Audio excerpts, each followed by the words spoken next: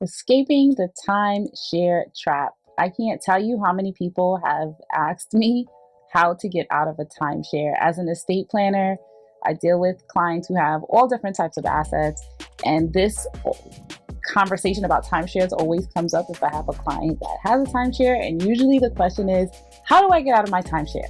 So if you're considering entering into a timeshare, I really implore you to take your time, understand what you're getting into and what it's all going to cost you and all that good stuff before you actually do it, because more people who have them want to get out of them than people who enjoy them and are happy they made the decision. Let's just put it that way. So I decided to make this video because last week someone asked me, do I know how to get out of a timeshare? And so because I always get asked this question, I said, let me do some research, because I'm usually like, no, I don't, it's not the area of law that I handle, and it seems like a lot and not really my forte. So I said, let me do some research so I can help you at least have a starting point on how to get out of a timeshare potentially. Take this with a grain of salt. It is not legal advice. Actually, nothing I tell you is legal advice. It's just information only. So this will help you get a starting point and figure out, where to go based upon where you are with your timeshare exit journey, right? So I'm going to give you 5 tips on how to take some steps to potentially exit your timeshare. Stay to the end so you can get all 5 tips. And we're going to start with number 1, you need to review your contract. So when you enter this timeshare, you probably signed a contract or some sort of an agreement telling you what you're getting and all the details of your timeshare. You probably did not read it because there was probably a lot of fine print. And not only that, a lot of these contracts reference, it may be like a 2 or 3 page contract, but it references a larger contract, usually called a master agreement. And that master agreement has a whole bunch of more information as to how this relationship works. So sorry to say, you're going to have to read it. You're going to have to read it to see what it says, what your rights and obligations are. Likely it's going to be confusing for you. It's going to be daunting.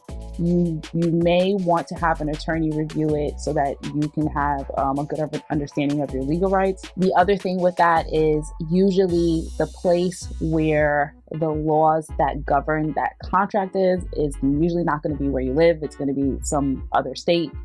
Usually that's not local to you. So that may be another hurdle. You might need an attorney from that state to really help you understand the laws and the implications of what your obligations are.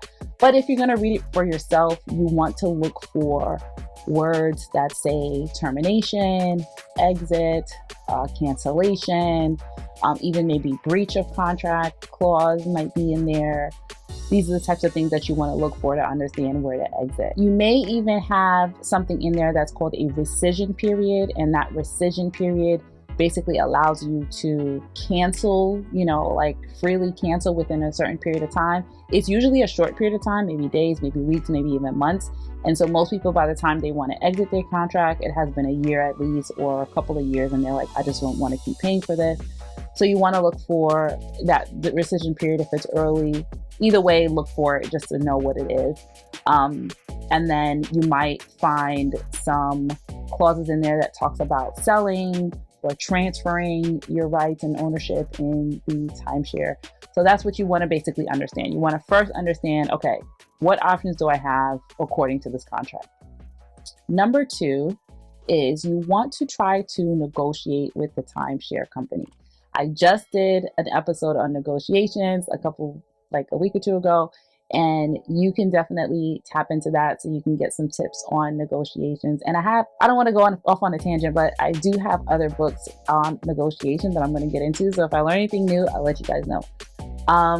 But in any event, you want to negotiate with the timeshare company. See what you can do in terms of discussing with them your options, whether or not they're willing to buy back your timeshare, whether or not they're willing to help you sell it to someone else. Maybe an option.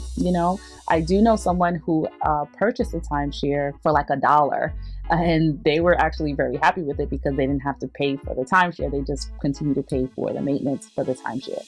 And so I know there are resale sites that you can go to try and sell your timeshare. It may not be lucrative for you. You may take a loss, but maybe you can pass on that maintenance fee to somebody else, and then you're not, constantly, paying that maintenance fee. So negotiating with the timeshare companies might help you. Whoever the owner is or whoever's the servicer of your timeshare may be able to help you with some options there. Number 3 is to consider selling or renting your timeshare. So I know most people are like, I just want to get out of it. I don't want to have to deal with it.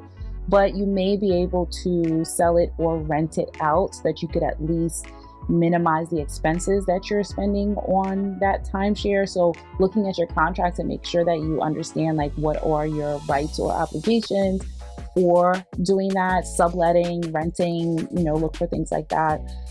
So if you are able to do so, at least it'll help you with the expenses, especially if it's just a temporary thing that you want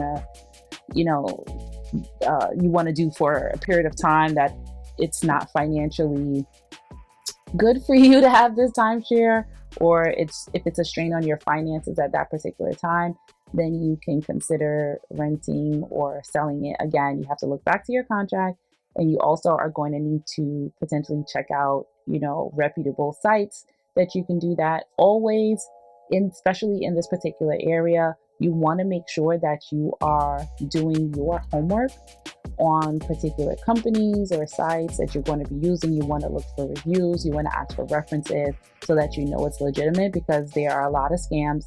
Unfortunately, this is an area where people look to take advantage of others.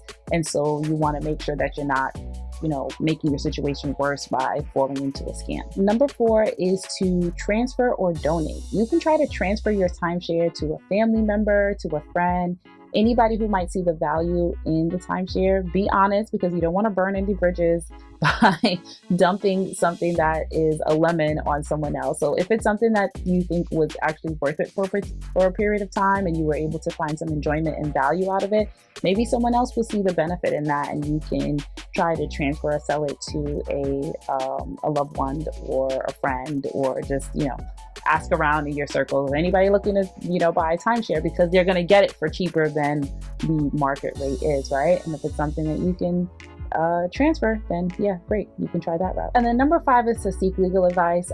Like I said, you want to look for an attorney who actually has dealt with these sort of timeshares, ask for references, and see what the experiences of their clients have been in, trying to exit these timeshares. They may have strategies that they've cultivated throughout the process of helping people get out of these timeshares. But again, do your homework, do your due diligence, look at reviews to make sure that you know who you're dealing with, what you're getting into, and that they can actually deliver the results that you're looking for. So I hope this was helpful to you. This is everything that I kind of know, that I've gleaned during my research on how to get out of timeshares. Basically, you're going to have to do your own homework, but at least this gives you, 5 different things, some ideas of what you can kind of do to try to get yourself out of the particular situation if it's not a good one. Let me know what you thought of this. And if you guys have other questions, other legal-ish questions, I will give you information on what I know. If it can help you along the way, I'm happy to do so. Thank you for listening, and I'll see you next time.